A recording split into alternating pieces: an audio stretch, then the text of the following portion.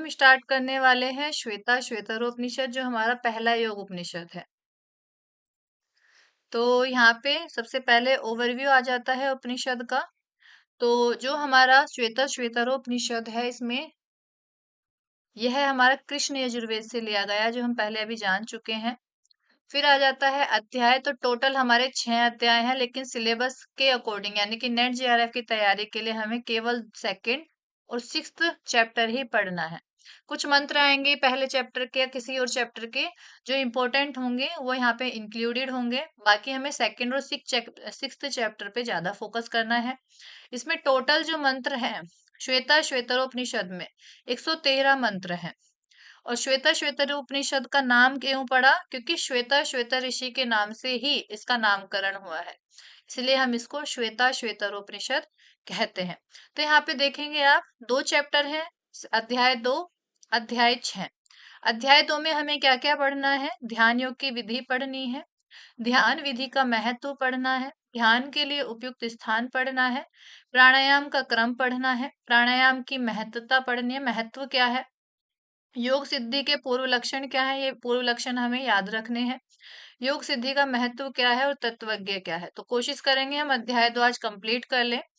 फिर अध्याय 6 में आता है परमेश्वर का स्वरूप, फिर आता है परमेश्वर की महिमा, भगवत प्राप्ति के उपाय हम जानेंगे, मोक्ष की प्राप्ति कैसे करनी है इस उपनिषद के अनुसार ये जानेंगे। तो टोटल हमारे 2 अध्याय पढ़ने हैं, उनमें भी कौन कौन से टॉपिक्स हमारे इंपॉर्टेंट है हमने वो पढ़ने हैं। तो सबसे पहले प्रारंभ होता है पहले अध्याय के एक श्लोक से, जो यहाँ पे आता है, स्वदेह वर्णिम कृत्वा प्रणवम चोत्तारार्णिम ध्यान।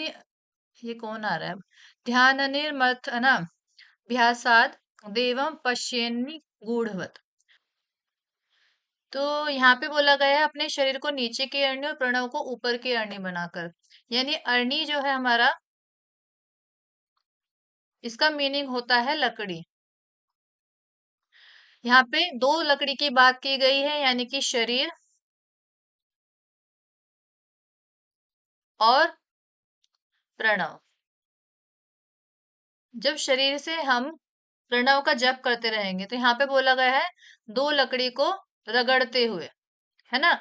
जब 2 लकड़ी को आप रगड़ोगे रगड़ोगे रगड़ोगे, बहुत प्रेशर के साथ निरंतर रगड़ोगे, तो क्या होगा? यहाँ पे आग बन जाएगी, है ना, आग उत्पन्न होगी। उसी तरह से यहाँ पे बोला गया है, जब शरीर के द्वारा प्रणव का जप करोगे, तो अग्नि किसको बोला गया? अग्नि किसको संज्ञा दी गई है? परमदेव परमेश्वर को। तो यहाँ पे अग्नि आपके परमात्मा प्रकट हो जाएंगे यदि आप शरीर के द्वारा प्रणव का जप करोगे। तो इस तरह से यहाँ पे बताया गया है। तो याद रखेंगे, नीचे की अरणी का संज्ञा किसको दी गई है? शरीर को। और ऊपर की अरणी यानी लकड़ी की संज्ञा दी गई है ध्यान को, या फिर बोल सकते हैं प्रणव। इन दोनों के मिलने से या फिर इनको रगड़ने से, मंथन करने से, आपके मन को मंथन करने से अग्नि प्रकट होगी, जिसको बोला गया है परमात्मा। अग्नि यानी परमात्मा की संज्ञा दी गई है। किसी का कोई डाउट? मैम ये ऊपर वाला, जो ये आपने ऊपर वाली अरणी बताई है, वो ध्यान होती है? हाँ, प्रणव को भी बोल सकते हैं, ध्यान को भी बोल सकते हैं। प्रणव को ऊपर और की अरणी बनाकर ध्यान के द्वारा। और नीचे वाली का मतलब शरीर? शरीर, हाँ।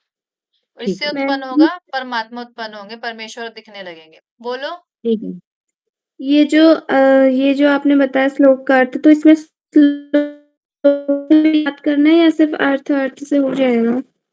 श्लोक का देखो, कभी कभी ऐसे होता है कि कभी कभी आ जाता है कि ये श्लोक कौन से उपनिषद से है। तो जो जो श्लोक इसमें पीडीएफ में तुम्हें मिलेंगे, वो श्लोक आप देख लेना। ज्यादा श्लोक तो देखो है नहीं हर एक उपनिषद के, जो इम्पोर्टेंट है वही मिलेंगे। तो एक बार कोशिश करना कि ध्यान में रखो कौन सा। जैसे यहाँ पे श्लोक है, स्वदेहे मणिम कृत्वा प्रणवम चोत्तारिणीम। तो यहाँ पे जो ये पहली लाइन है आपको दिख रही होगी, स्वदेह को अरणी बनाए। तो जब हिंदी का कॉन्सेप्ट आप याद कर लोगे, तो संस्कृत का अगर सामने आ भी जाता है, तो एक बार कोशिश करना कि आप उसको डिकोड कर सको।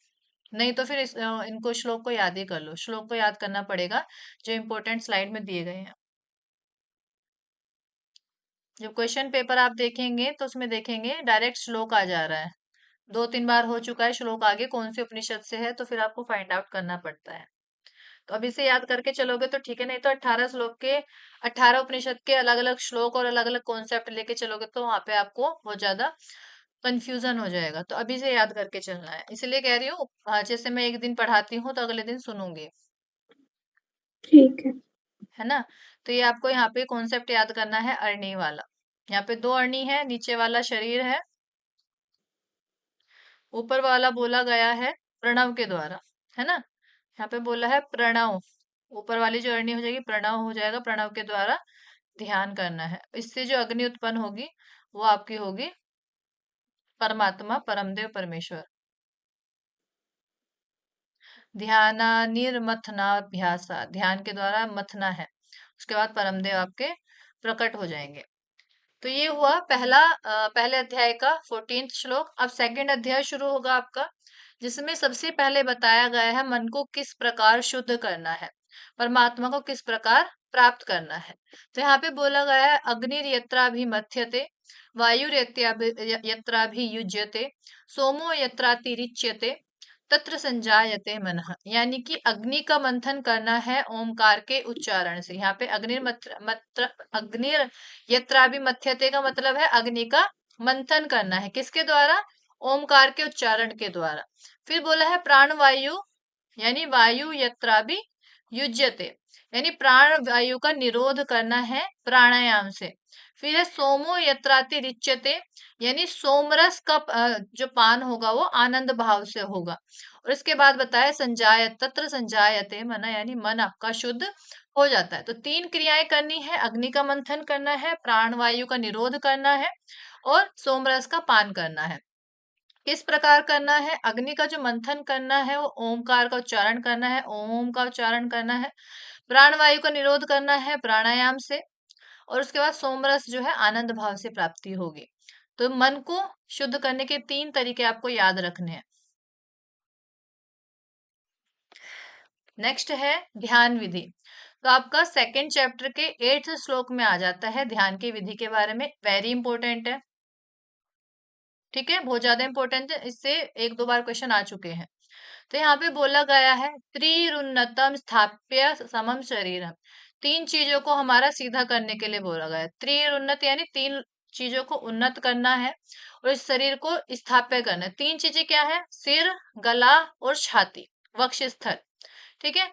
यहाँ पे बोला गया है सबसे पहले सिर, ग्रीवा और वक्ष स्थल, इन तीनों को सीधा करें और स्थिर करें। समम शरीरम का मतलब स्थापित समम शरीरम यानी स्थिर करें।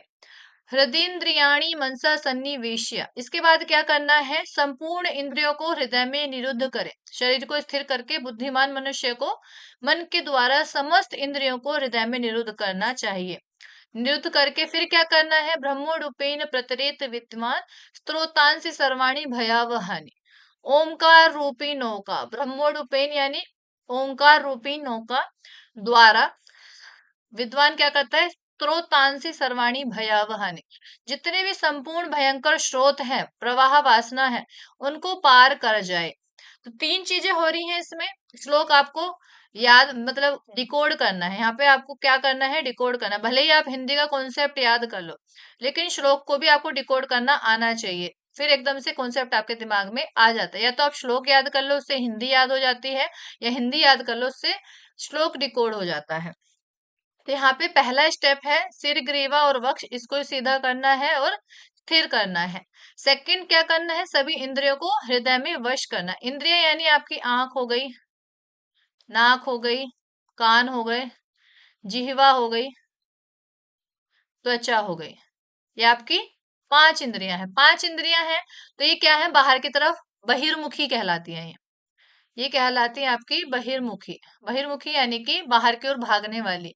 बाहर की ओर यानी कि आंखें जो होंगी वो अच्छी अच्छी चीजें देखने के लिए भागेंगी, नाक जो होगी अच्छी अच्छी सुगंध के लिए भागेंगे, कान जो होंगे अच्छे स्वर को सुनने के लिए प्रेरित होंगे, और जीवा जो होगी अच्छा अच्छा स्वाद चाहिए होगा, त्वचा होगा अच्छा स्पर्श, मुलायम स्पर्श के लिए भागेगा। तो ये क्या है, बहिर्मुखी है, बाहर की ओर भाग रही है। इनको क्या करना है, अपने हृदय में स्थापित करना है।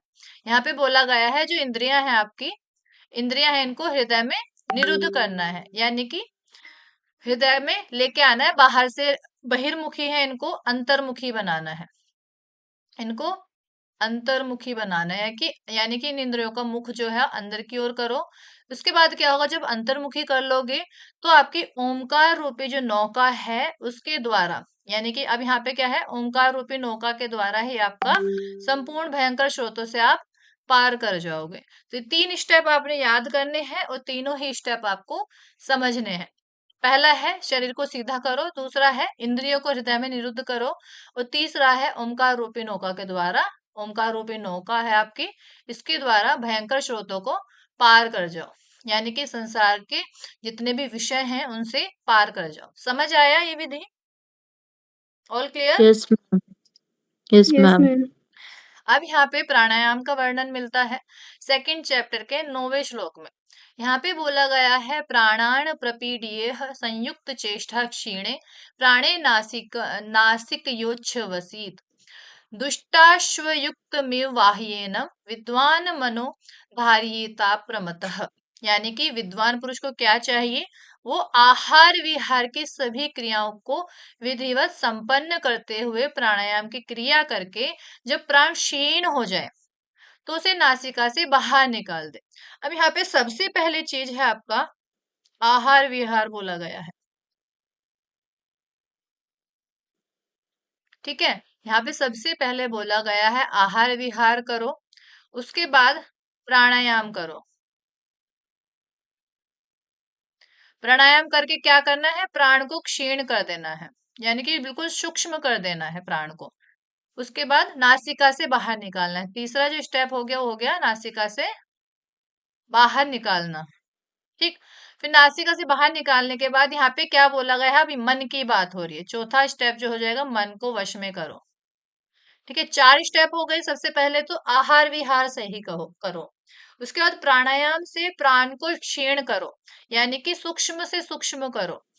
जो प्राण आपका तेज चल रहा है, प्राण जब क्षीण होगा तो आपका मन भी नियंत्रण में आ जाएगा। जो भी आपका प्राण रहता है, जब बहुत ज्यादा विचलित रहता है, चंचलता रहती है, तो आपके जो मन होता है वो भी विचलित रहता है। चले वाते चले चित्तम, आपने हठ प्रदीपिका में पढ़ा होगा।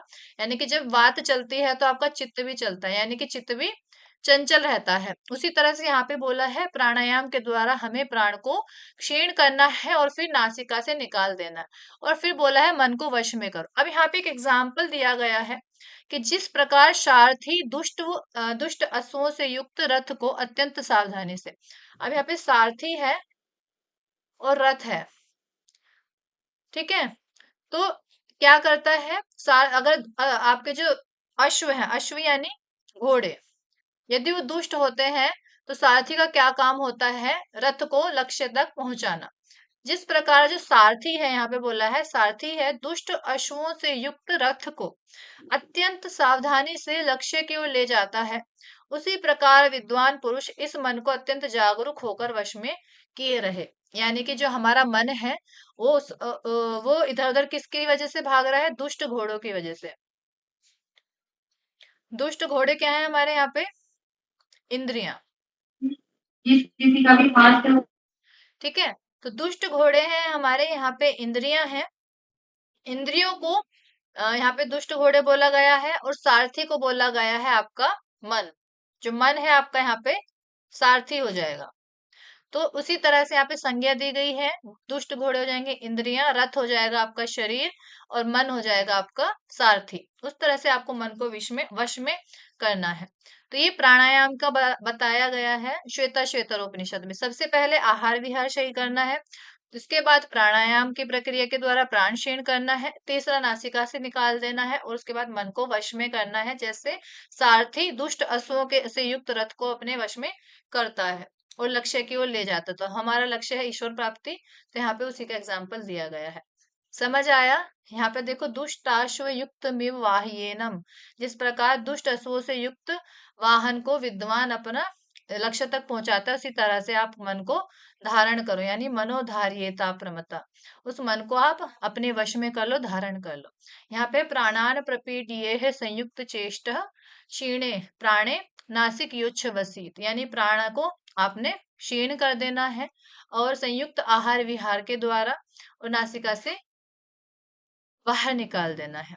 समझ आया ये प्राणायाम के बारे में क्या वर्णन दिया गया है?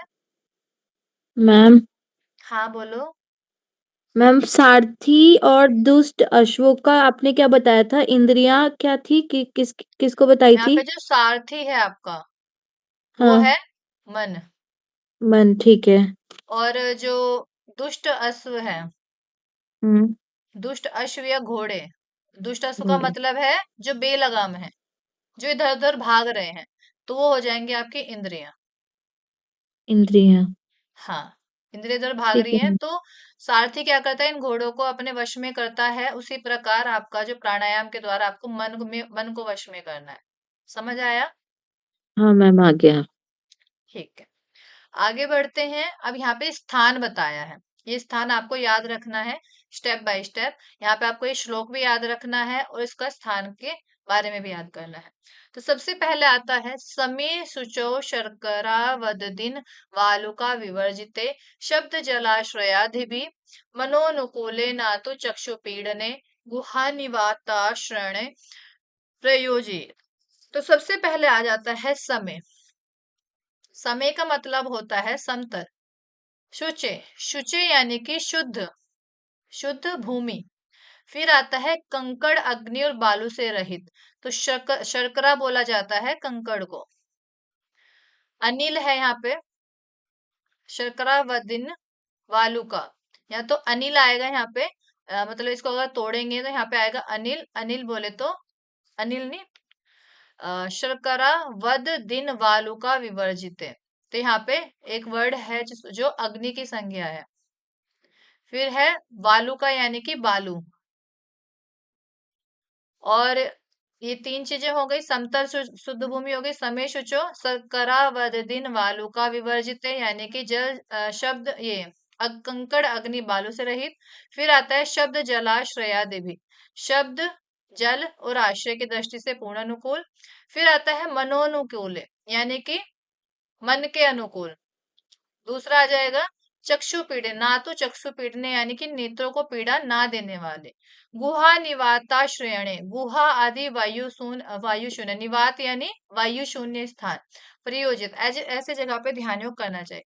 तो सबसे पहले बोला गया है, ये आपका श्लोक हो गया, सबसे पहले बोला गया है समतल भूमि हो और बिल्कुल शुद्ध हो, वहां पे किसी भी तरह का कूड़ा कचरा ना हो। इसके बाद घास फूस ना हो, जंगली जड़ी बूटी ना हो, इस तरह से मतलब जंगली घास ना हो। ऐसे आपको समतल और शुद्ध भूमि होनी चाहिए। फिर बोला है कंकड़ अग्नि और बालू से रहित हो, वहां पे अग्नि ना हो बहुत ज्यादा, जैसे लोग तापने के लिए अग्नि का स्थान बनाते हैं, तो अग्नि ना हो। फिर वहां पे कंकड़ भी बहुत ज्यादा ना हो और बालू भी बहुत ज्यादा ना हो, ना तो बहुत ज्यादा पत्थर और ना ही बहुत ज्यादा रेतीली मिट्टी हो, और अग्नि बिल्कुल ना हो वहां पे। इसके बाद शब्द, शब्द यानी कि शोर, बहुत ज्यादा शोर वाली जगह आपकी ना हो। जल आदि के किनारे पे भी आपको नहीं करना है, जैसे जहाँ पे बहुत ज्यादा जल है, तालाब है, नदी है, नहर है, वहां पे भी आपको ध्यान नहीं करना है। और आश्रय की दृष्टि से पूर्ण अनुकूल हो, मनोनुकूल हो। ठीक है, यहाँ पे आश्रय की दृष्टि से मनोनुकूल हो, मन के अनुकूल हो। फिर है नेत्रों को पीड़ा ना देने वाले। नेत्रों को पीड़ा ना देने वाले का मतलब है वहां पे बहुत ज्यादा रोशनी ना हो, है ना, बहुत ज्यादा जैसे ऐसे रासायनिक पदार्थ ना हो जो आपकी नेत्रों को नुकसान पहुंचाए, तो नेत्रों को पीड़ा ना देने वाले हो। गुहा यानी कि गुफा, यहाँ पे गुहा का मतलब है गुफा आदि वायु शून्य स्थान, वायु शून्य जहाँ पे बहुत ज्यादा आंधी तूफान ना आते हो, बहुत ज्यादा वायु का प्रवेश ना होता है, तो इसीलिए यहाँ पे बोला गया है गुफा होनी चाहिए जो समतल भूमि पे हो, शुद्ध हो, कंकड़ पत्थर ना हो वहां पे, बालू ना हो, अग्नि ना हो, शब्द जल और आश्रय की दृष्टि से अनुकूल हो, और जल भी आपको प्रॉपर मिले, शोर भी ज्यादा ना हो और ज्यादा जल भी ना हो। इस तरह से ध्यान योग का साधन का स्थान बताया गया है। तो ये आपने कल को मुझे सुनाने हैं, ध्यान योग का साधन का स्थान, प्राणायाम का क्या सीक्वेंस है, ध्यान विधि कैसे है ना, और ये भी सुनाना है। तीन चीजें हैं, मन को शुद्ध करने का तरीका, परमात्मा का साक्षात्कार कैसे करना है, ये सारी चीजें आपको बतानी है। फिर आ जाता है आपका, जब आप ध्यान करेंगे तो आपकी योग सिद्धि से पहले, यानी कि योग सिद्धि अभी आपकी हुई नहीं है ना, योग सिद्धि जो है आपकी अभी हुई नहीं है, यहाँ पे उससे पहले कुछ लक्षण आपको दिखाई देने लगते हैं। तो यहाँ पे बोला गया है कुछ अवस्थाएं हैं जो प्राप्त होती हैं। तो सबसे पहले निहार धूमार्कानिल नलानाम खद्योत विद्युत स्फटिक शशीनाम एतानि रूपाणि पुरः सराणि ब्रह्मण्य भी व्यक्ति कराणी योगे। यानी कि परमात्मा की प्राप्ति के लिए किए जाने वाले योग में सिद्धि में पहले कोहरा, धुआं, सूर्य, वायु और अग्नि के समान जुगनू, बिजली, स्फटिक, मणि और चंद्रमा के समान बहुत से दृश्य योगी के सामने प्रकट होते हैं। ये तो हो गए आपका थियरी। अब श्लोक से कैसे लेके चलना है। निहार यानी कोहरा, तो दोनों वर्ड्स आपको याद रखने हैं, चाहो तो अपने नोट्स में लिखेंगे ऐसे ही। निहार यानी कोहरा, धूम यानी धुआं, अनिल यानी सूर्य, अनल यानी वायु, ये पर्यायवाची है इनके, ठीक है। और खद्योत यानी कि नहीं, खद्योत विद्युत स्फटिक शशि नाम। तो अग्नि का यहाँ पे वर्ड मुझे समझ नहीं आ रहा अभी, तो जुगनू का है यहाँ पे खद्योत। विद्युत का विद्युत, विद्युत यानी बिजली। स्फटिक, स्फटिक मणि, चंद्रमा को बोला है यहाँ पे शशि। तो यहाँ पे धूम अर्क, ओहो यहाँ पे गड़बड़ हुई है। धूम यानी धुआं, सूर्य के लिए यहाँ पे अर्क आएगा। एक मिनट रुको, मैं इससे करेक्ट करती हूँ।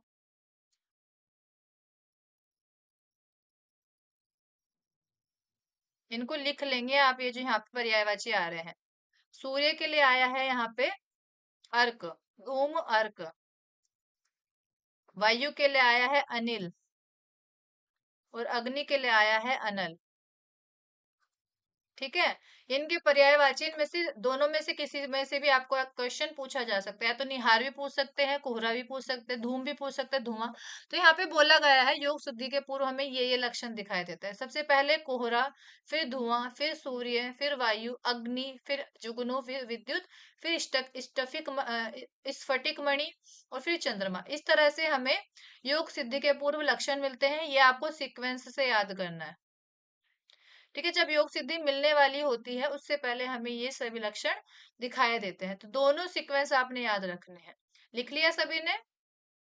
मैम ये इसका क्या था, सूर्य का अर्घ। अर्क, अर्क, अ क अ अ का और इसके अ ऊपर रा, का के ऊपर रा, ई, अर्क, ठीक, अर्घ, ठीक है। ठीक है। मैम विद्युत विद्युत का क्या लिखा है आपने? विद्युत ही लिखा है। विहात। नहीं नहीं, विद्युत, विद्युत है। अच्छा ये अच्छा ऊ की ठीक है। मात्रा इधर नीचे चली गई और ये स्क्रीन पे तो तुम्हें बताया साहब ने लिखा जाता है। विद्युत को विद्युत लिखा है, जुगनू को खद्योत लिखा है। ये खद्योत ये वाला, ठीक है। विद्युत को विद्युत ही कहता है। बिजली लिख सकते हो अपने याद करने के लिए, बिजली भी आ सकता है एग्जाम में, विद्युत, यानी बिजली के चमकने जैसा आपको दिखाई देगा, ठीक है। आगे बढ़ते हैं। समझ आ गया सभी को? माइक म्यूट कर लो अपने अपने, वाइब्रेशन कुछ हो रहा है। तो नेक्स्ट हमारा है पंच महाभूत सिद्धि। तो ये है हमारे पंच महाभूत सिद्धि कि हमारे जो पंच महाभूत हैं, पृथ्वी, जल, अग्नि, वायु, आकाश, ये पंच महाभूत हैं। तो इससे क्या क्या आपको लाभ होते हैं। तो यहाँ पे बोला है पृथ्व्याप्य, पृथ्वी और आप्य, आप्य यानी जल, तेजो अखिले यानी तेज यानी अग्नि, अखिल यानी वायु, नहीं नहीं, अनिल यानी वायु, खे यानी आकाश। यहाँ पे पांच आपके महाभूत आ गए। पृथ्व्याप्य यानी पृथ्वी, आप्य जल, तेज अग्नि, अनिल वायु, खे आकाश। तो पांच महाभूत की बात की जा रही है। समुत्थिते पंचात्मके योग गुणे प्रवणे ना तस्य रोगो ना जरा ना मृत्यु प्राप्त से योगी योगाग्निमयम शरीरम। तो ये श्लोक इंपॉर्टेंट है। यहाँ पे पंच महाभूत से क्या बताया है, ना तस्य रोगो, उन्हें ना तो रोग होता है, ना जरा या उन्हें ना वृद्धावस्था होती है, ना मृत्यु, ना ही असामयिक मृत्यु होती है, और एक ये भी मेन है, योगाग्निमय शरीर प्राप्त होता है। तो पृथ्वी, जल, अग्नि, वायु और आकाश, इन पांचों महाभूतों का सम्यक उत्थान होने पर जब आप पंच महाभूत की साधना करोगे तो पंच महाभूत तो क्या हो जाएगा, सम्यक उत्थान हो जाएगा। इनसे संबंधित 5 योग विषय गुणों की सिद्धि होने पर, यानी 5 आपके महाभूत है तो 5 योग विषय गुणों की सिद्धि हो जाएगी, जिससे क्या होगा आपका, उसे ना तो रोग लगेगा, ना ही वृद्धावस्था यानी बुढ़ापा आएगा, और ना ही असामयिक मृत्यु होगी, जैसे एक्सीडेंटल डेथ हो गए, गिर गए तब मर गए, ऐसा नहीं होगा, असामयिक मृत्यु नहीं होगी। और चौथा आप लिख लेंगे, योगाग्नि में शरीर प्राप्त होता है। पंच महाभूत से आपका योगाग्नि में शरीर प्राप्त होता है। तो ये हमारे पंच महाभूत से होने वाली सिद्धि है, 4 आपके लाभ हैं, याद रखेंगे। नेक्स्ट है, अब ध्यान योग का महत्व आ रहा है। पहले तो योग सिद्धि से पूर्व आपके जो लक्षण बताए गए थे, 9 लक्षण बताए गए, उसके बाद ध्यान योग से क्या क्या लाभ होने वाले हैं, 7 आपको लाभ याद रखने हैं। तो यहाँ पे बोला गया है, लघुत्व आरोग्यम लोलुप्तवम वर्ण प्रसादम स्वसौष्ठवम च। लघुत्व यानी कि शरीर में लघुता आएगी, शरीर में हल्कापन आएगा, शरीर में लाघवता आएगी। मैम आरोग्य, हाँ जी, मैम एक बार पिछली स्लाइड दिखाना।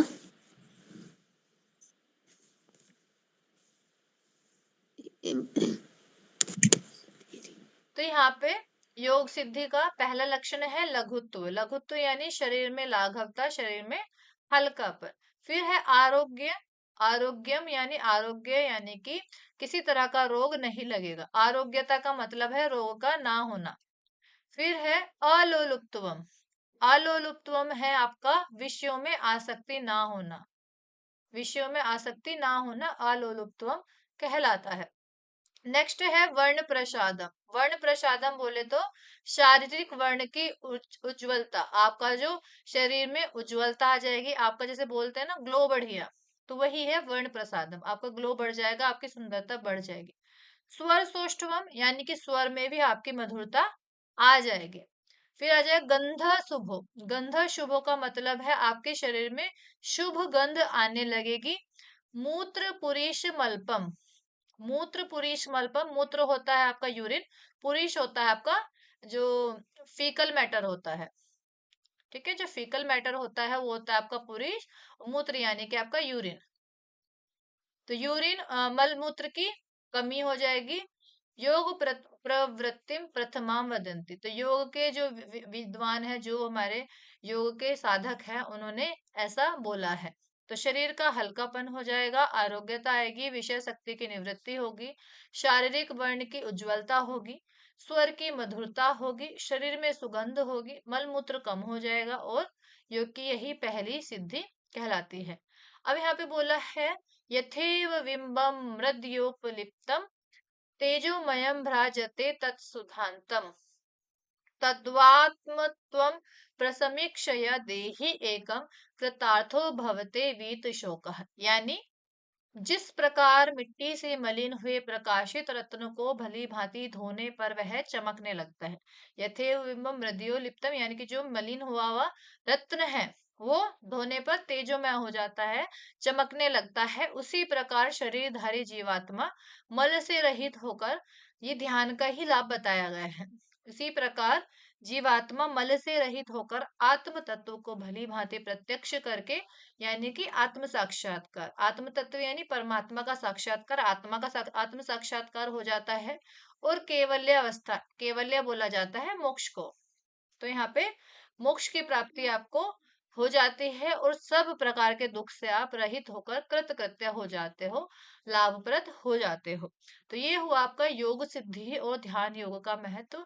तो ये 7 चीजें आपको याद रखनी है, ये 7 चीजें आपकी जरूरी है, इससे क्वेश्चन आता है, ये भी आपका वेरी इंपॉर्टेंट है, ठीक है। नेक्स्ट आ जाता है योग तत्वज्ञ।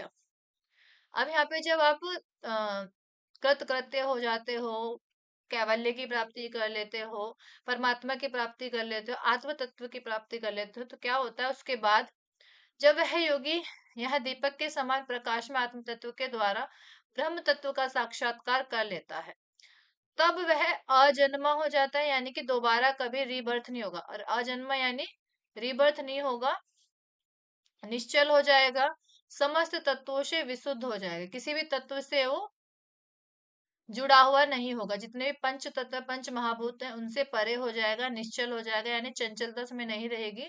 आपका चित्त वृत्ति निरोध यहाँ पे हो जाएगा उसका। परम देव परमात्मा को जानकर सब बंधनों से वह मुक्त हो जाता है। यहाँ पे बंधनों से मुक्त हो गया यानी कि मोक्ष की प्राप्ति होगी, वही योग तत्वज्ञ कहलाता है। योग तत्वज्ञ यानी ब्रह्म तत्व का साक्षात हो जाना, ब्रह्म बंधनों से मुक्त हो जाना, अजन्मा निश्चल समस्त तत्वों से विशुद्ध हो जाना, ये हो जाएगा आपका योग तत्वज्ञ। क्लियर है यहाँ पे? Yes ma'am ma'am. हाँ जी। मैम मेरे को एक चीज बताओ, जो ये तत्वज्ञ है उसको इंग्लिश में हम क्या बोलेंगे, नॉलेज बोलेंगे क्या? देखना पड़ेगा मुझे इंग्लिश में। तत्वज्ञ तत्व यानी तत्व को जानने वाला, है ना। ज्ञ यानी ज्ञानी, ठीक है। ज्ञ यानी ज्ञानी, ज्ञानी मतलब जिसको ज्ञान हो गया। तत्व यानी आपका जो आत्म तत्व है, ब्रह्म तत्व है, उससे संबंधित है। ठीक है मैम। नेक्स्ट आ जाता है परमेश्वर का स्वरूप और उसकी महिमा। तो यहाँ पे परमेश्वर का स्वरूप बताया गया है, अंगुष्ठ मात्रा, अंगुष्ठ यानी अंगूठे के समान, अंगूठा है आपका उसके आकार का होता है, ये बताया अंगुष्ठ मात्रा। पुरुषो अंतरात्मा सदा जनानाम हृदय सन्निविष्ट, जो पुरुष है, जो अंतरात्मा है, परमात्मा है, अंगुष्ठ परिणाम परिमाण वाला है, यानी अंगुष्ठ के आकार, परिमाण यानी साइज बोल रहा है, परिमाण का मतलब है साइज बोल रहा है, कि जो परमात्मा है, परमेश्वर है, अंतर्यामी परम पुरुष है, परमात्मा है, उसका आकार क्या है, आपके थंब के समान है। अंगुष्ठ यानी आपका अंगूठे के आकार का है। कहाँ बताया? जनानाम हृदय सन्निविष्ट, जो जन है, लोग हैं, उनके हृदय में रहते, सन्निविष्ट यानी रहने वाले, तो सदा मनुष्यों के हृदय में सम्यक रूप से स्थित है।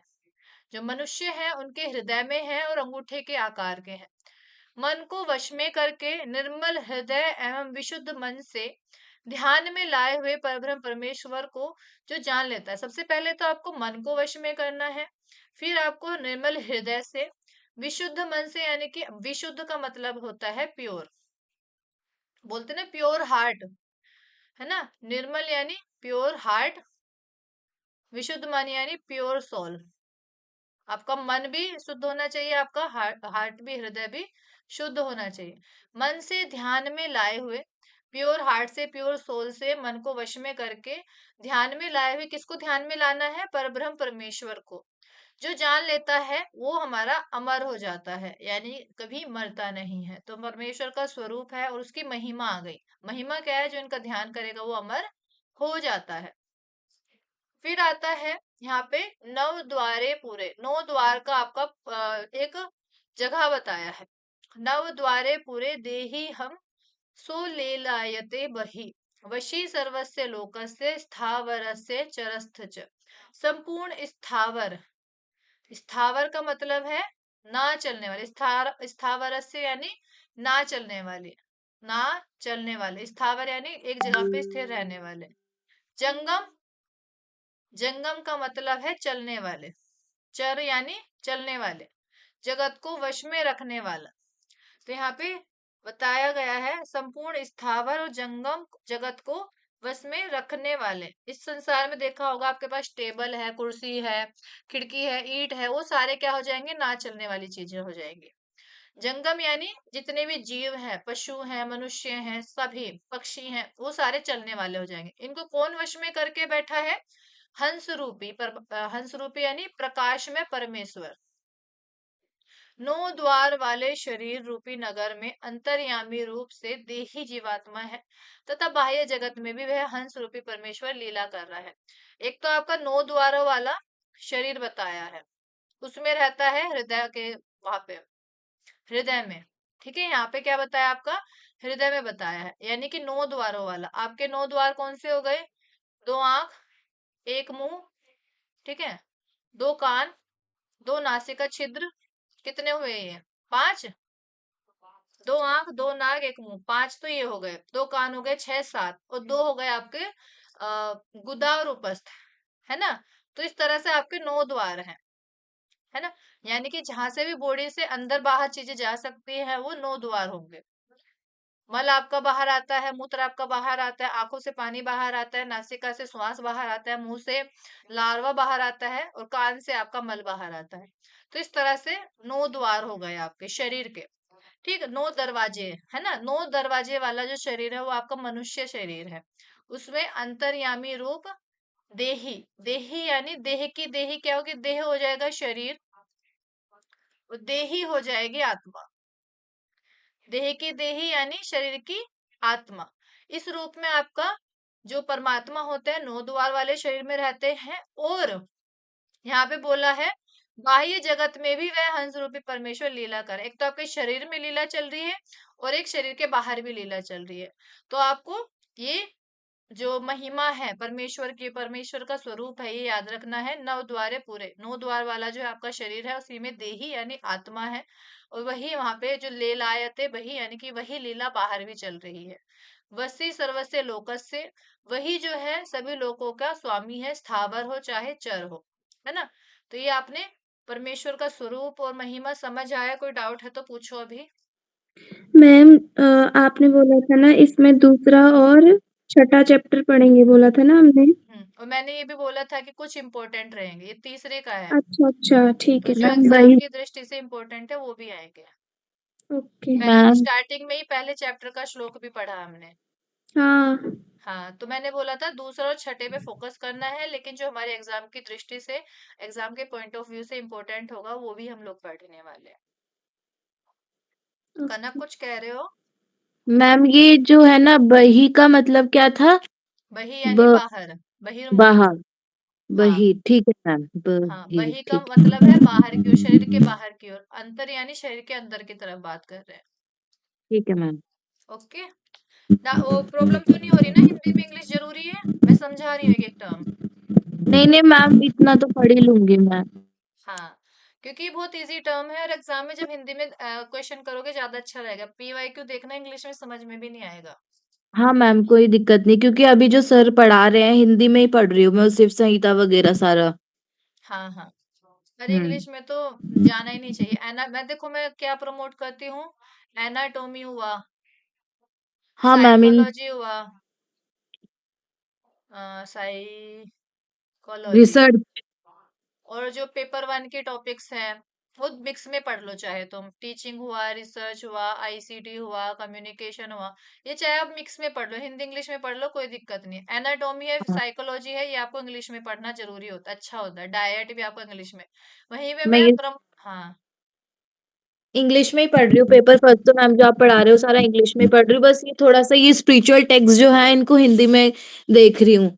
हाँ, जो स्पिरिचुअल टेक्स्ट है आपका, उपनिषद है, भगवत गीता है, आपका हठ योग है, हठ टेक्स्ट है, हठ योगिक टेक्स्ट है, आपका पातंजलि योग सूत्र है, आपका योग वशिष्ठ है। वो सारे टेक्स्ट ऐसे हैं जो आपको हिंदी में ही पढ़ने चाहिए, हाँ जितने जी टेक्स्ट है मैम। अपने पेपर के। तो हम्म। अब हम आगे बढ़ते हैं।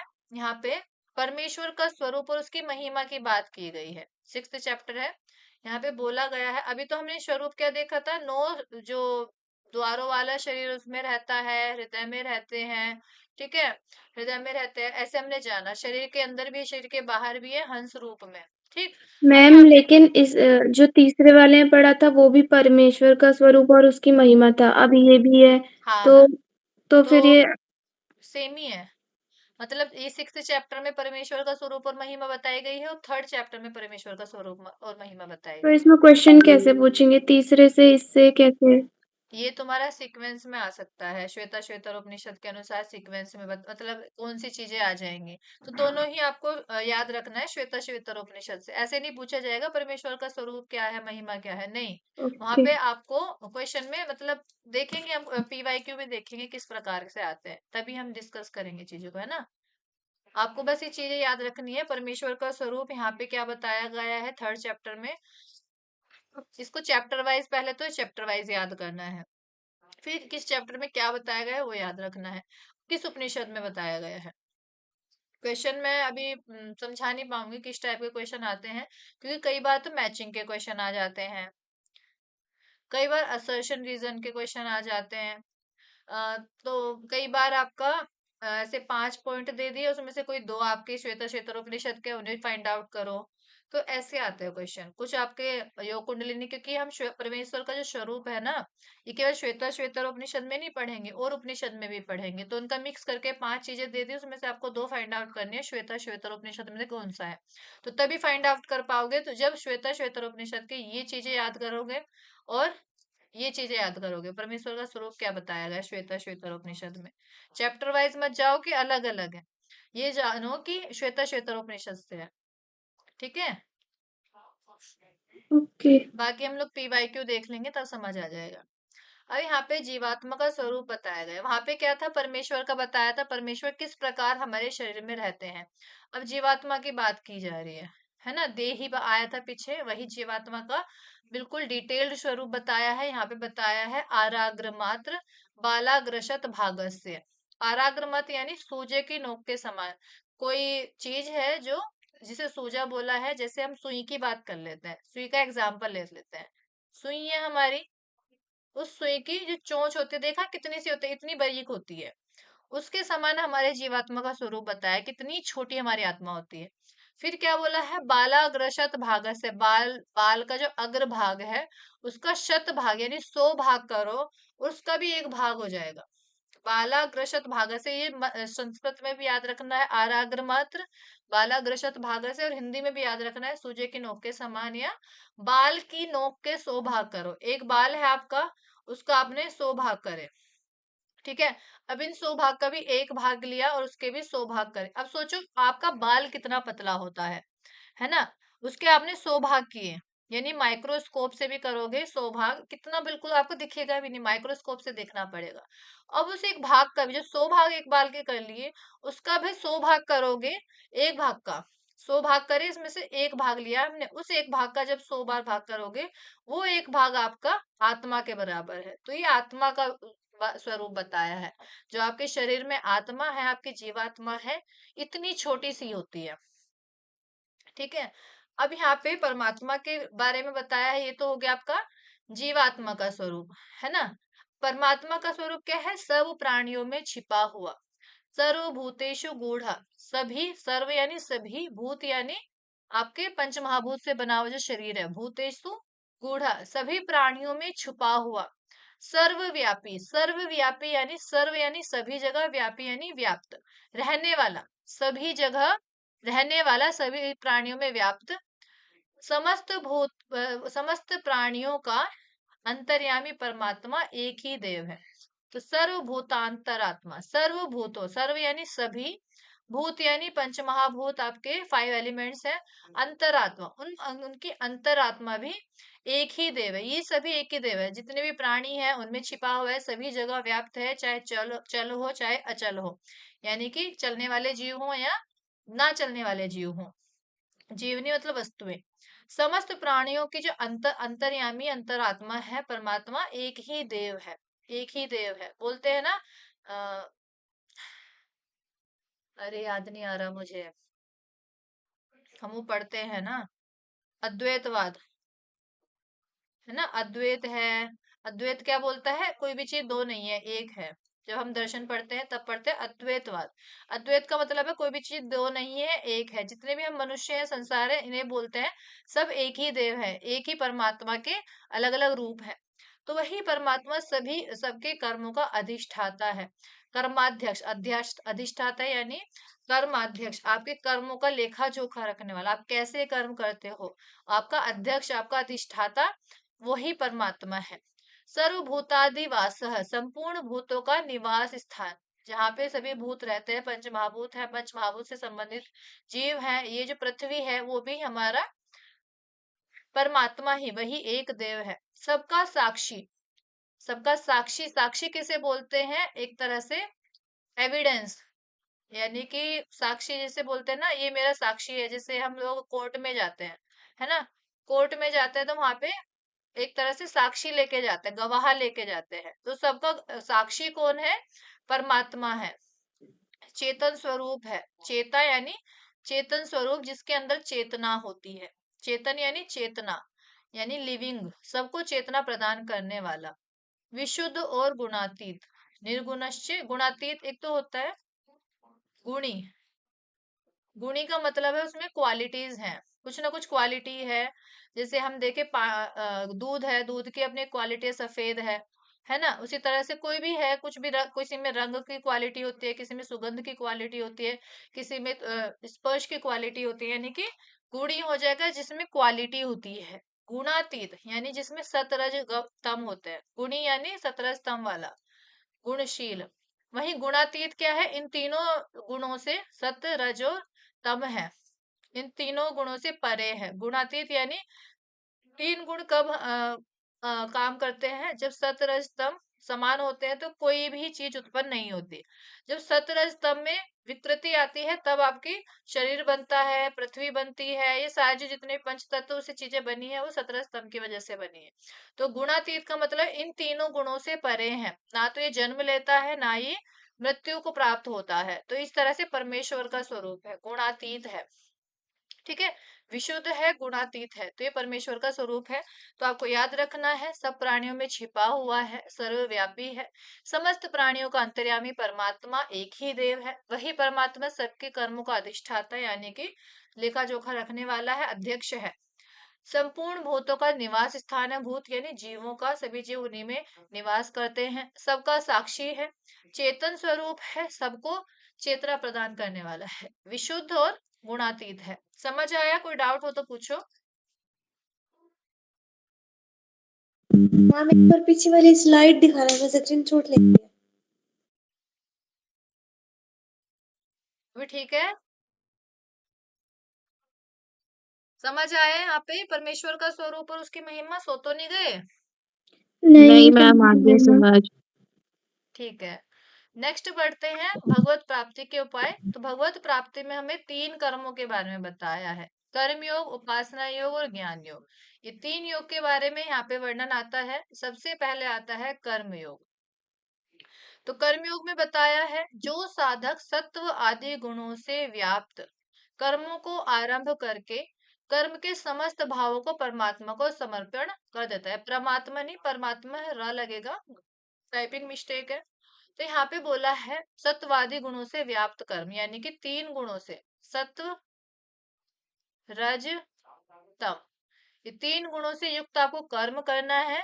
और समस्त भावों को क्या करना है, कर्म तो किया लेकिन समर्पण करना है। किसमें? परमात्मा को। जितने भी कर्म किए मैंने, हे ईश्वर जितने भी कर्म किए हैं आप ही को समर्पित करता हूँ।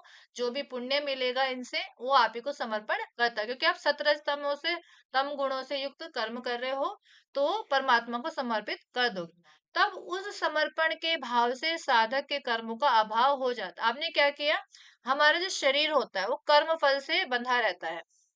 आपने कोई भी कर्म किया उसका फल भोगना पड़ेगा, फल भोगना पड़ेगा। इस जन्म में भोगा ठीक है, नहीं तो अगले जन्म में भोगना पड़ेगा, है ना। दोबारा जन्म लेना पड़ेगा, उस कर्म के फल को भोगने के लिए आपको पुनर्जन्म लेना पड़ेगा। पुनर्जन्म यानी रीबर्थ। पुनर्जन्म का मतलब होता है रीबर्थ करना पड़ेगा, दोबारा से जन्म लेना पड़ेगा। तो वही बोला है, जब आप परमात्मा में अपने कर्मों को समर्पित कर देते हो तो क्या होता है, कर्मों का अभाव हो जाता है। आपके पास जीरो कर्म होंगे, जीरो कर्म होंगे तो फल भी जीरो हो गया। उसके बाद क्या हो जाएगा, पूर्व संचित कर्म समुदायों का भी नाश हो जाता है। जैसे आप इस जन्म में जन्म लिया, क्यों लिया इस जन्म, ये जन्म आपने क्यों लिया, क्योंकि आपके पहले के कर्म थे उनका फल भोगने के लिए। तो जो पूर्व संचित कर्म है बहुत सारे इकट्ठे हो रखे हैं, बहुत ज्यादा कर्म इकट्ठे हो रखे हैं। समुदाय यानी बहुत सारे कर्म है, समुदाय यानी एक तरह से ग्रुप है कर्मों का, ठीक है, वो भी आपका नाश हो जाता है। और फिर कर्मों के नाश हो जाने पर वह साधक परमात्मा को प्राप्त हो जाता है। यानी कि अब कर्म ही नहीं बचे तो फल भी नहीं बचा, जीरो कर्म जीरो फल। ठीक है, तो उसके बाद क्या हो जाएगा, जब कुछ बचा ही नहीं दिन दुनिया में रखने के रहने के लिए, फल भी नहीं रहा, तो आप क्या हो जाओगे, परमात्मा को प्राप्त हो जाएंगे। क्योंकि जीवात्मा तत्व से समस्त जड़ समुदाय से भिन्न चेतन तत्व है। क्योंकि जीवात्मा तत्व समस्त जड़ समुदाय से भिन्न चेतन तत्व, जीवात्मा को यहाँ पे बताया है चेतन तत्व है। तो यहाँ पे समझ आया क्या हुआ है, सत्वादी गुण करो, परमात्मा को समर्पण कर दो, समस्त भावों को। जब समर्पण कर दोगे तो कर्मों का अनुभव हो जाएगा। प्लस पूर्व संचित कर्म, पहले पूर्व यानी पहले के, संचित यानी इकट्ठा हुए हुए जो कर्म होंगे, समुदाय होंगे, वो सभी आपके नाश हो जाएगा। और कर्म का नाश हो जाने से आपको परमात्मा की प्राप्ति हो जाएगी। जो जीवात्मा है वो चेतन तत्व में विलीन हो जाएगा। कर्मयोग समझ आया क्या बोल रहा है यहाँ पे श्वेता उपनिषद के अनुसार? Yes ma'am. सबको समझ आया? सीक्वेंस याद रखना है। सत्वादि गुण कर्म करे, फिर समर्पण कर दिया, अभाव हो गया तो परमात्मा में विलीन हो गए। अब नेक्स्ट है आपका उपासना योग। उपासना योग यानी आदि स संयोग निमित्त हेतु पर स्त्री कालाद कलो अपि दृष्टा। वह आदि कारण परमात्मा तीनों कालों से सर्वथा अतीत। तीन काल कौन से हो जाएंगे आपके? भूत, वर्तमान, भविष्य। ये तीन काल हो गए। भूत यानी पास्ट, मैम वर्तमान यानी प्रेजेंट। हाँ जी, ये ना छठे का 15वां है या श्लोक है 5वां है? क्योंकि बुक 15। में तो मैं देख 5वां है लूंगी एक शायद। बार यहाँ पे। क्योंकि जो मेरे पास बुक है ना उसमें हाँ, पांचवा ही होगा। अभी देखो ये चौथा है तो ये पांचवा होगा। हाँ। हाँ, पास्ट, प्रेजेंट और भविष्य का मीनिंग हो जाएगा यहाँ पे फ्यूचर। कई बार टाइपिंग मिस्टेक हो जाती है ना। तो यहाँ पे हम्म। बोला है जो आदि कारण परमात्मा है। आदि कारण किसको बोला गया? आदि यानी स्टार्टिंग, जिसे बोल सकते हैं बिगनिंग, है ना। जहाँ पे बिगनिंग हो रही है। कारण यानी कोज, कोज यानी जो इस सृष्टि का आरंभ करने वाले हैं, जो इस सृष्टि को आरंभ करने वाले सृष्टि का कारण है। आदि कारण प्रारंभ करने वाला कारण। परमात्मा तीनों कालों से सर्वथा अतीत है, यानी कि वो इन तीन कालों में नहीं बंधता कभी। एवं कला रहित होने पर, कला रहित यानी किसी तरह की शेप नहीं है ना। कला रहित होने पर भी प्रकृति के साथ जीव का संयोग कराने में कारणों का भी कारण, यहाँ पे भी आएगा, कारणों का भी कारण है। यानी यहाँ पे जो सृष्टि की जो उत्पत्ति हो रही है वो क्या होता है? प्रकृति और पुरुष। यहाँ पे परमात्मा क्या है? तीनों कालों से परे है, कला रहित है। फिर भी क्या होता है? प्रकृति के साथ जब पुरुष उत्पन्न होता मिलता है, पुरुष यानी आत्मा, आत्मा जीवात्मा, प्रकृति यानी आपके पंचभूत।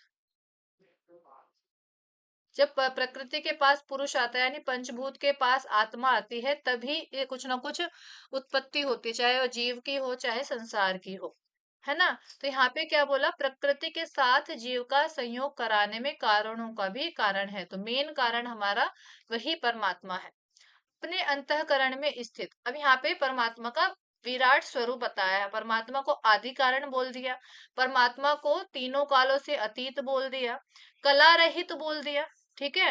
और बोल दिया कि इस तरह से आपको क्या करना है, कारणों का कारण समझना है इनको, और अपने अंतःकरण में स्थित आपको क्या करना है? अब अंतःकरण में स्थित विश्व रूप, सर्व रूप, जगत रूप में प्रकट। यहाँ पे ईश्वर को कैसे समझना है? विश्व रूप समझना, कि उनका एक विराट रूप है।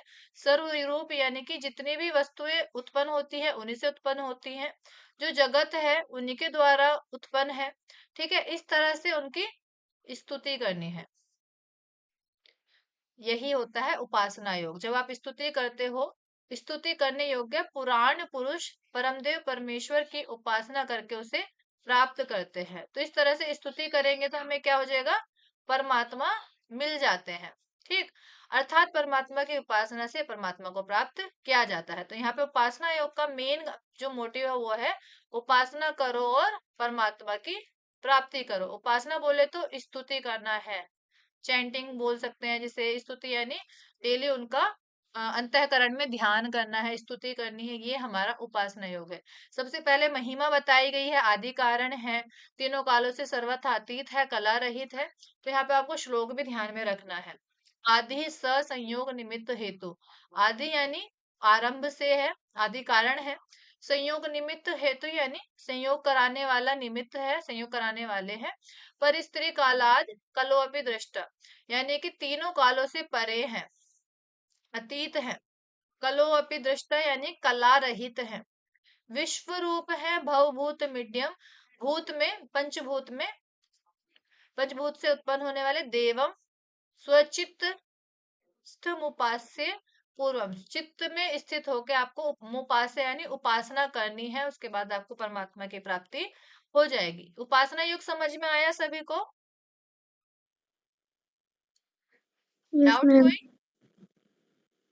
मैम थोड़ा थोड़ा समझ आया, इसको पढ़ना पड़ेगा। हाँ देखो, बस इसमें क्या है, ज्यादा कुछ याद नहीं करना है।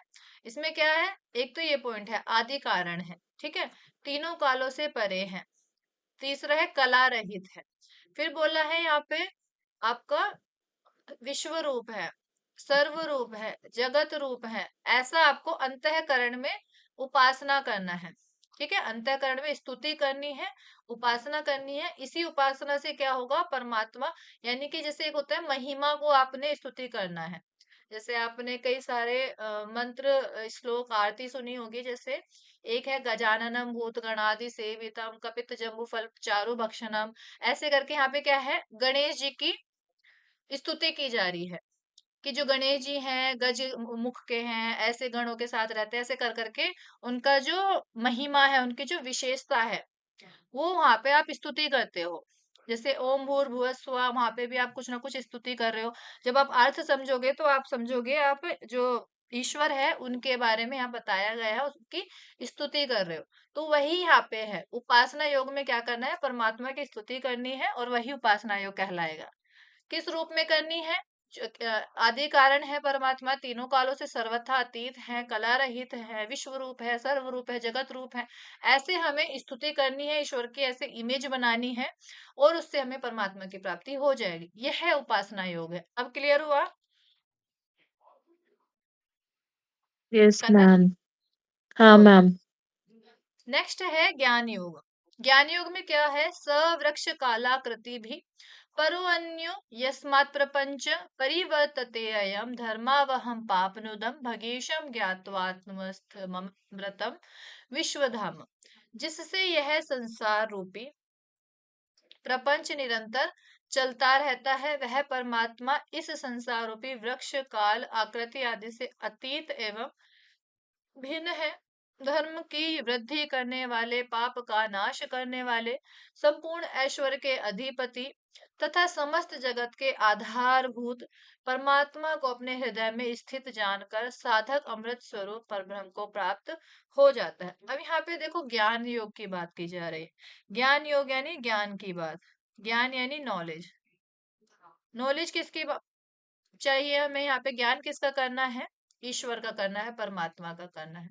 अब परमात्मा का ज्ञान कैसा बताया है, बताया है ये जो संसार रूपी प्रपंच है, यानी ये जो संसार है, आपको ज्ञान हो जाए, जब ये ज्ञान हो जाए कि ये जो संसार है भौतिक है, एक तरह से प्रपंच है, और ये चलता रहेगा। आप नहीं पैदा हुए थे तब भी ये चल ही रहा था, आप मर जाओगे तब भी ये चलेगा। यानी कि ये प्रपंच निरंतर चलने वाला है, चल ही रहा है, निरंतर चलता ही रहेगा। ये ज्ञान हो जाएगा आपको।